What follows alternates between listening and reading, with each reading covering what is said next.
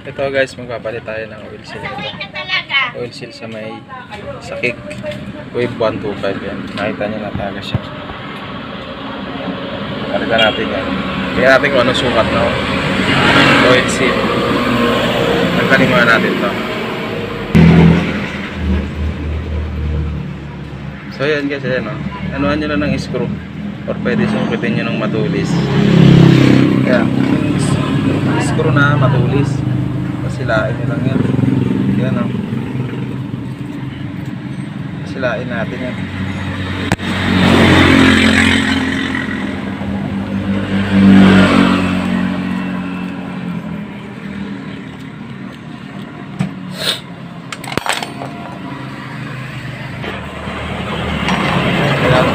Salukan nyo ng ano, magsarap ng langis.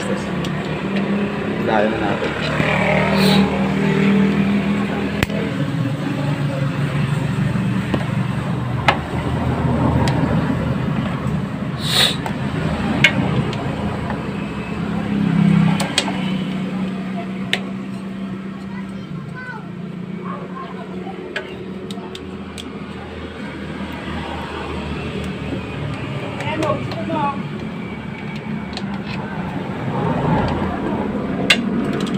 Kaya patay ng pulis.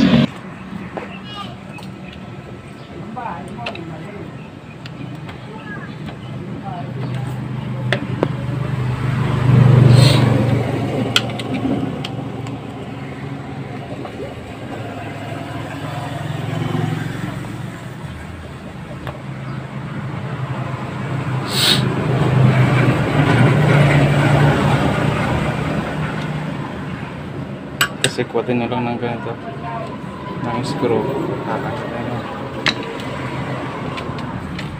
Medyo matigas nga lang yan. Kapalitan na natin ito.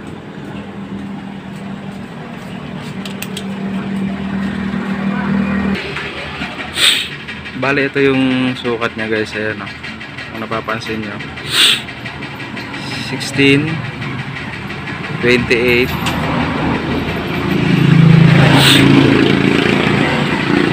7, or kaya check nyo sa caliper, nakalagay dito 16, 28, 7.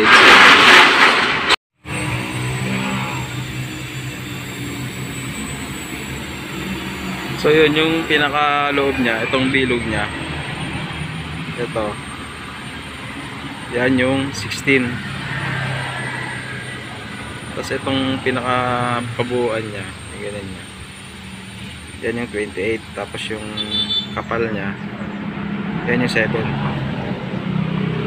16mm yung ito yung pinakabilog, 16mm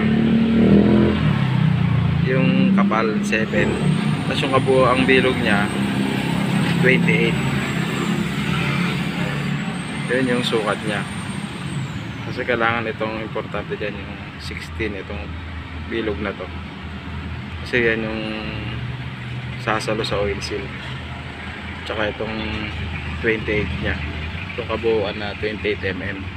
16mm, 28mm, tas 7mm yung kapal. Yan, tas lilinisan lang natin to.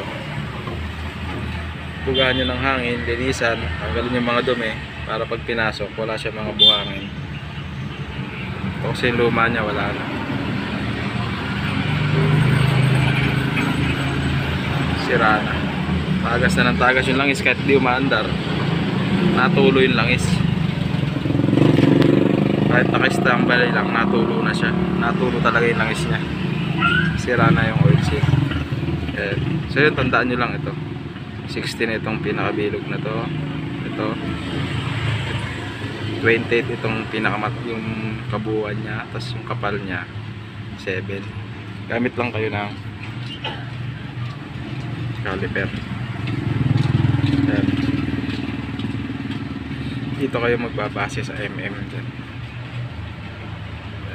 16mm, 28mm, and 7mm. Gamitan nyo lang ng caliper para makuha nyo yung sukat. Tsaka nakasulat naman dito yan sa oil seal. Ayan, 16 kung nakikita nyo, 16 28 at 7. So masasalpak na natin. Tapos pag sinalpak natin, langisan natin ng konti. Ito, lalangisan nyo lang yung gitna. Ito. Kasi itong dito sa pinakakabuhan niya para madali siyang ipasok. Madali siyang ipasok at hindi siya mapupunit. Hindi agad-agad siya mapupunit. Kasi pag walang langis yan, pwedeng mapunit yan. Kaya kailangan nakalapat yung pinaka ano niya. Pinaka dapat niya ng maayos. Kasi pag hindi yan lumapat, tatagas ulit yan. Wala maayos yung pagkakasalpak nitong ano niya. Ito. Yan, kailangan niya nakalapat yan. Kasi pag hindi yan nakalapat, baliko yan. Tagas ulit yan. Kailangan silipin nyo maigi kung tutulak nyo lang siya. Tutulak nyo lang siya na maayos. Tsaka ano yung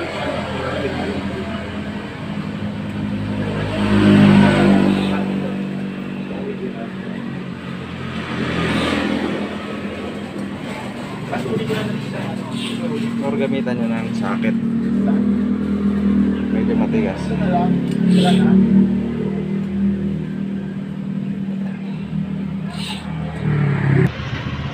Ayan. Gamitan nyo ng mahabang socket, malawak yung loob. Tapos saltikin nyo ng konti. Ayan. Para pumasok na siya. So yun guys, pumasok na. Saltikin nyo lang ng ganyan paloob. Ayan. Pag may tagas pa rin, tatanggalin nyo ulit yan. Ibig sabihin, hindi lumapat. Wala nakalapat yan. Pag wala nang tagas, okay na yun.